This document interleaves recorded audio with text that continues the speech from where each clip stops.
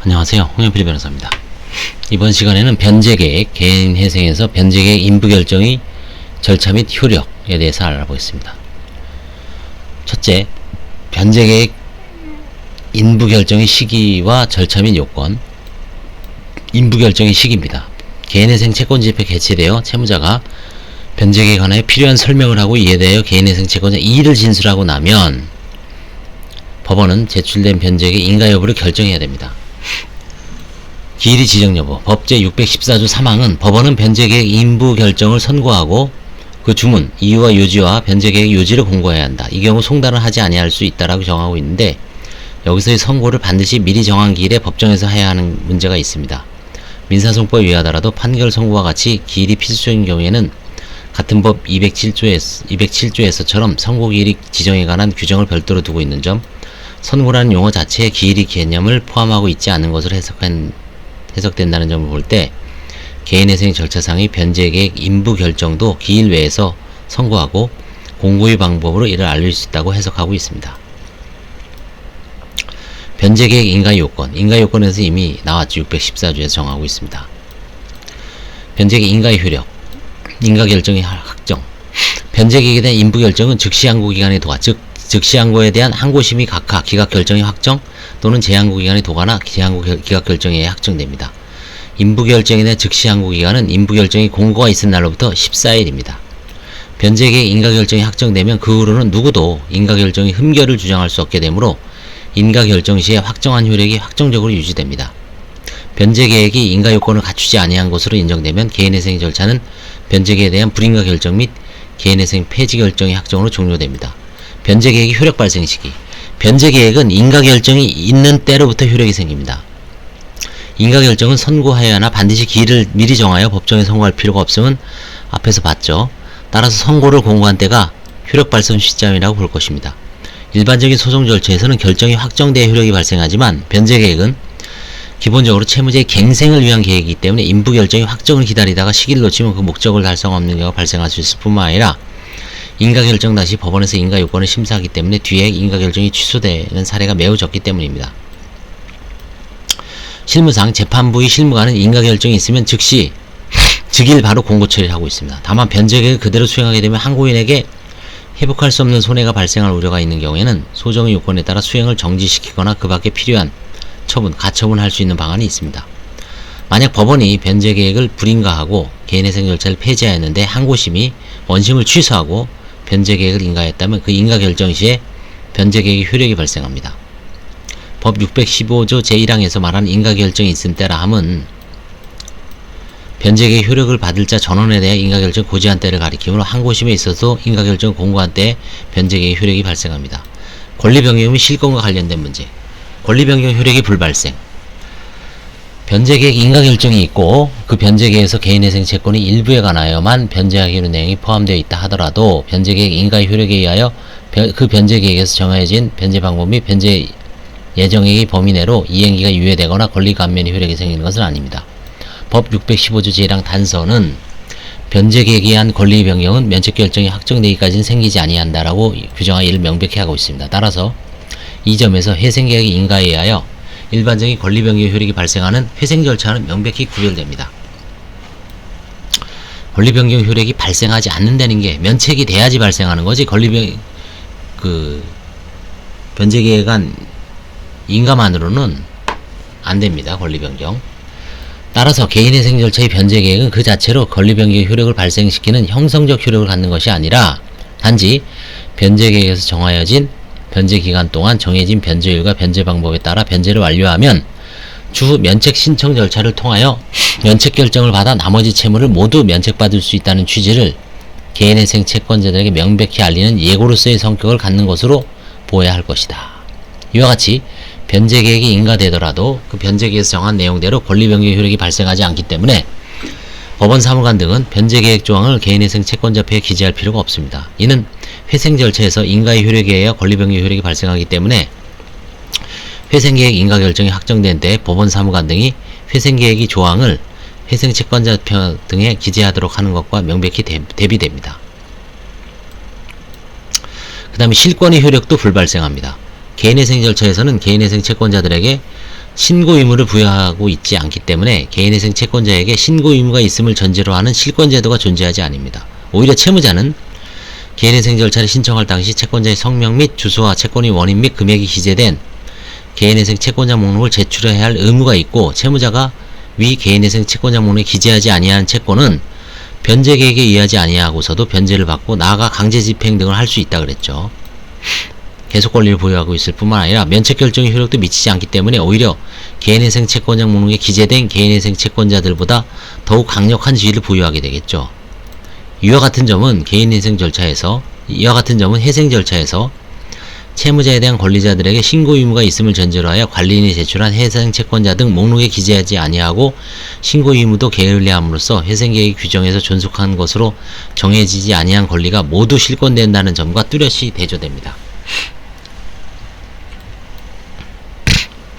변제계획 인가의 효력이 미치는 주관적 범위. 개인회생 절차에서 변제계획 인가의 효력은 채무자 및 목록에 기재된 개인회생 채권자에게 미칩니다. 다만 전술한 바와 같이 권리 변경의 효력은 발생하지 않는 바, 변제계획 인가와 관련하여 면책결정이 제3자에 대한 효력 규정과 같은 규정을 별도로 두지 아니한 것은 이러한 점에 기인하고 있습니다.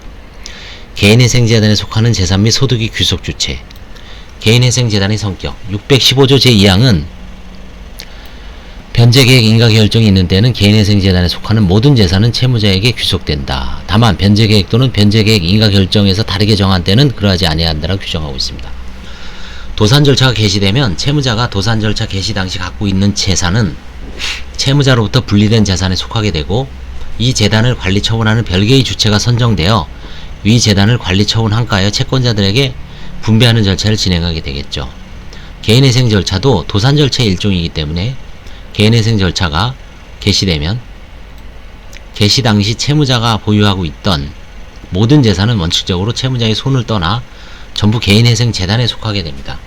개인회생 재단 자체의 법적 성질을 이해하기 위해서는 채무자 본인과 별개의 파산재단이라는 개념을 사용하고 있는 파산 절차를 먼저 살펴볼 필요가 있습니다.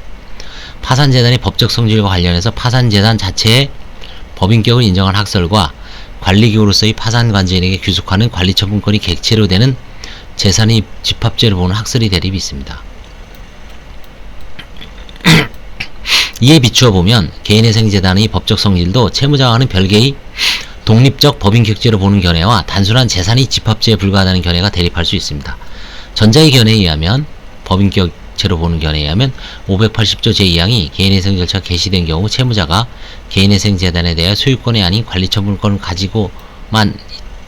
가진다고만 규정하고 있는 것은 독립된 소유권 주체로서의 개인회생재단을 전제로 하는 것이로, 채권자들은 특별한 사정이 없는 한 채무자에 대한 강제집행 권한에 기하여 개인회생재단이 소유하는 재산에 대하여 강제집행 등을 개시하거나 속행할 수 없게 되므로 개시결정의 효력을 규정하는 법 600조 제1항 2호의 규정은 주의적 규정이 지나지 않는 것이 됩니다.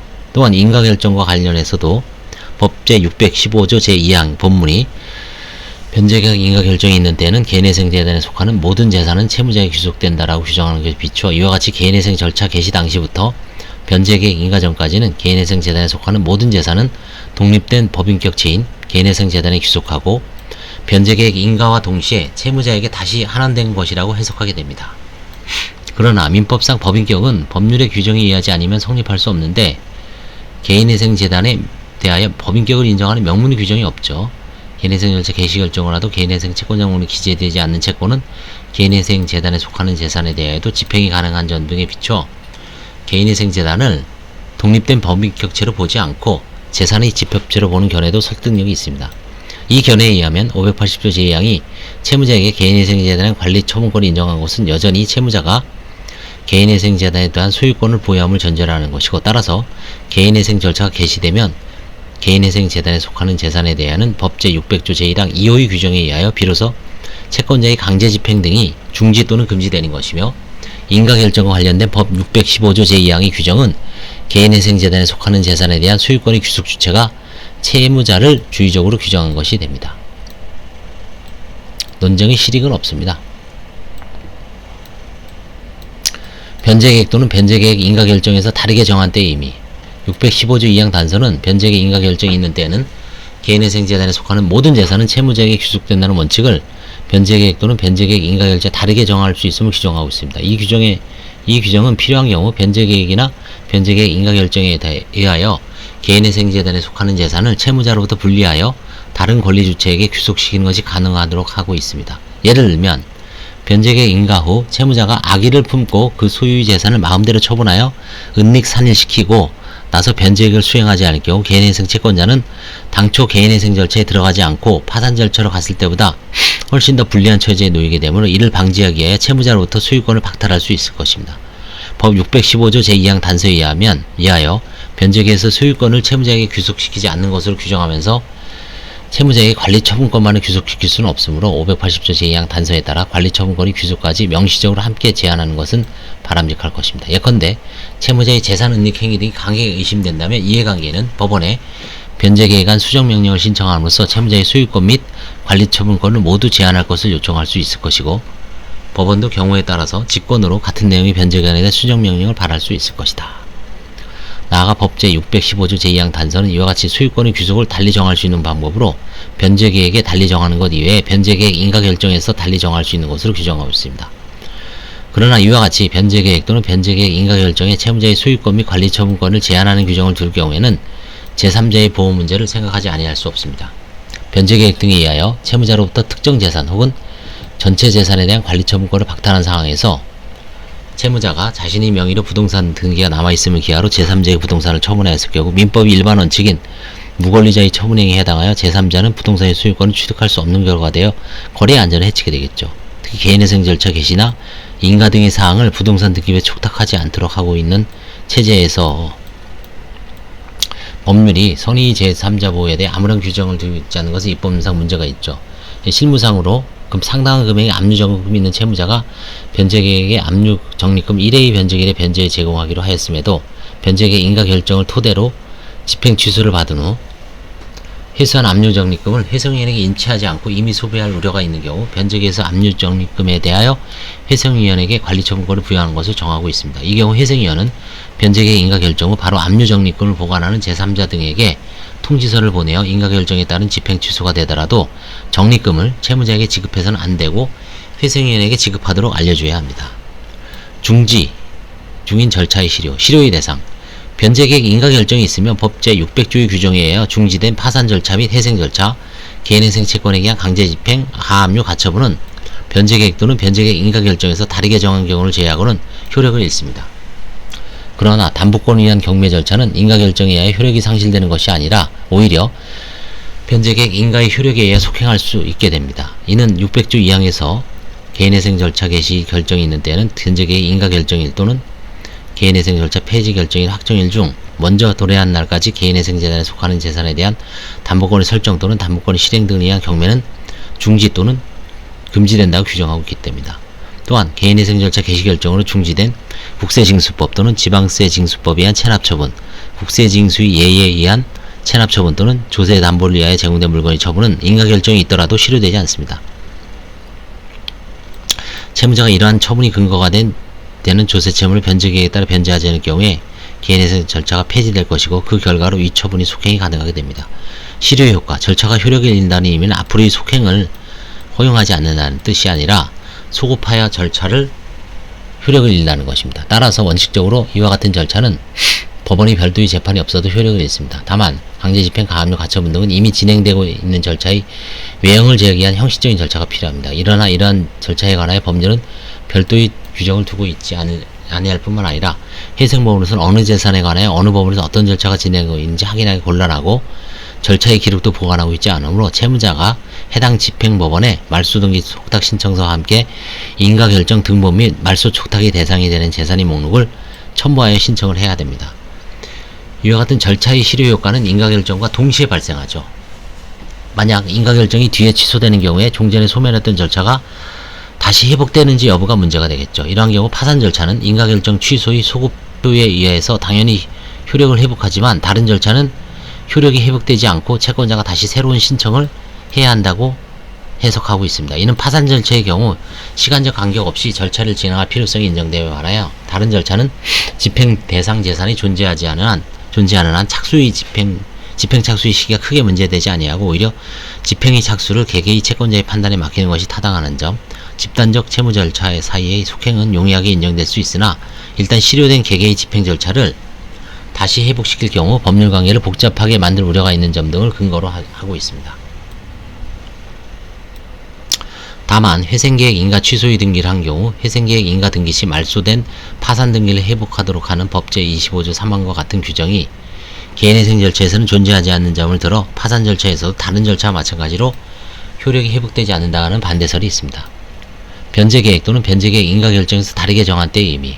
이와 같이 변제계획 인가결정이 있으면 600조 1항의 규정에 의하여 중지된 파산 절차, 강제집행, 가압류, 가처분의 효력을 상실하는 것이 원칙이라고 할 것이지만 이를 변제계획에서 다르게 정할 수도 있답니다.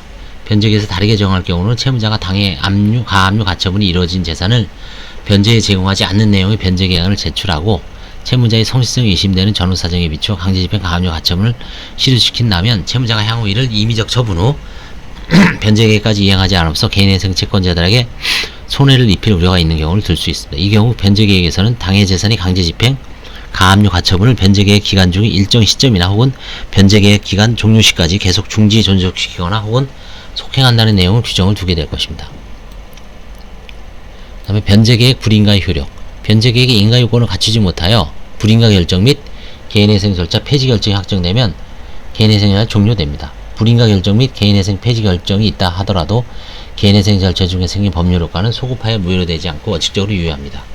변제계획의 불인가 결정 및 개인회생 절차 폐지 결정이 확정되면 개인회생 채권자는 더 이상 개인회생 절차의 제약을 받지 아니하고 채권을 추심하고 강제집행, 가압류 처분할 수 있습니다. 이 개인회생 채권자 표를 갖고요. 예, 이상 변제계획 인부 결정의 절차 및 효력에 대해서 살펴봤습니다. 감사합니다.